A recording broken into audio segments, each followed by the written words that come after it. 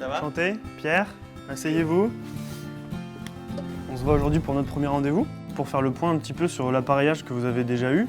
Lors de la première consultation, on va apprendre à découvrir le patient, à discuter avec lui, voir un peu l'histoire de sa pathologie, l'anamnèse. Et du coup, depuis mes 7 ans à peine, je marche avec des prothèses.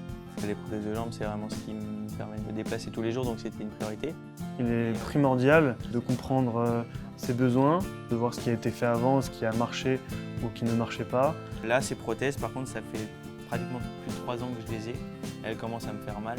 De tenir compte des évolutions au niveau articulaire, musculaire, éventuellement des douleurs ou des choses comme ça. Et déjà commencer à penser et à discuter avec le patient d'éventuellement des manchons sur lesquels on pourrait partir, des types de pieds ou de genoux et des attentes vraiment par rapport au projet de vie qu'il va y avoir derrière. Ça fait pas très longtemps que je fais appel à la Garrick pour mes prothèses. Il faut savoir que j'ai mis beaucoup de temps avant de trouver un prothésiste qui répondait à mes attentes parce que j'ai des jambes assez capricieuses avec pas mal de petites blessures, avec pas mal de petites choses à prendre en compte. Et je sens que j'ai besoin de changer parce que les emboîtures me font un peu mal, les pieds commencent à être un peu abîmés. Donc voilà, pour plein de raisons, il est important de changer de prothèse et aussi de tester de nouveaux matériaux, c'est toujours intéressant. Tout ce qu'on fait au niveau des premières consultations a une incidence sur la suite de tout ce qui va être fait à l'atelier. Et ben pour aujourd'hui c'est tout bon, je vais pouvoir commander les manchons qui vont nous permettre de faire le moulage lors d'un prochain rendez-vous.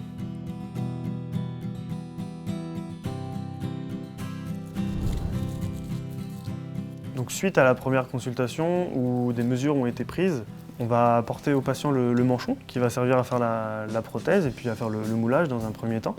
Et ce que je vais faire, c'est que je vais délimiter un peu toutes les zones osseuses pour éviter de venir appuyer dessus. Ce sera marqué sur le négatif, sur le plâtre qu'on va faire. On va prendre des mesures sur le membre résiduel, des mesures au niveau du membre inférieur ou du membre supérieur en fonction de l'amputation, ce qui va nous permettre derrière de réaliser la prothèse. Ce sera vraiment important lors du moulage de tenir compte des spécificités du membre résiduel, que ce soit si c'est un moignon très osseux, de faire attention qu'il n'y ait pas des zones qui soient douloureuses par la suite. Donc là, on va remarquer les appuis sous le genou pour être sûr d'être au bon endroit et puis remarquer les appuis haut de la prothèse, au-dessus des condyles qui vont nous permettre de délimiter la prothèse. Et puis qu'il y a un bon maintien du genou aussi.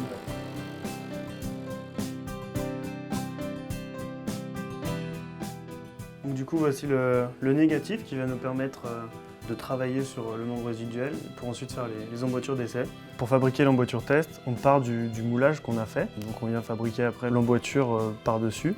Donc on vient chauffer une plaque en plastique, du PETG, qu'on vient thermoformer par-dessus notre plâtre, notre positif, sur lequel après on vient faire toutes les découpes de l'emboîture en fonction des repères qu'on a eus sur le patient.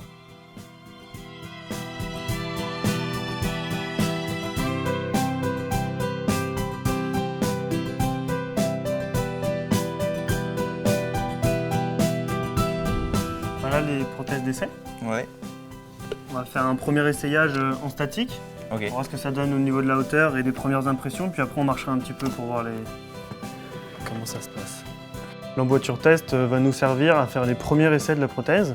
Donc là, ça va permettre vraiment, du fait d'avoir cette emboîture transparente, de pouvoir voir les zones d'appui, de voir les volumes, et puis de modifier. C'est un matériau qu'on peut chauffer, qu'on peut couper au besoin pour s'adapter le plus possible aux membres résiduels du patient, avant de pouvoir valider cette étape-là et ensuite passer à la finalisation. Dans mes anciennes prothèses, je commençais vraiment à être un peu à l'étroit.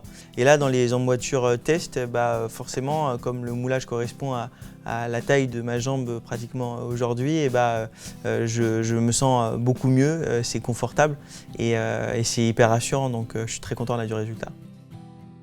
On a une petite semaine de test à chaque fois pour ressentir un petit peu ces nouvelles sensations.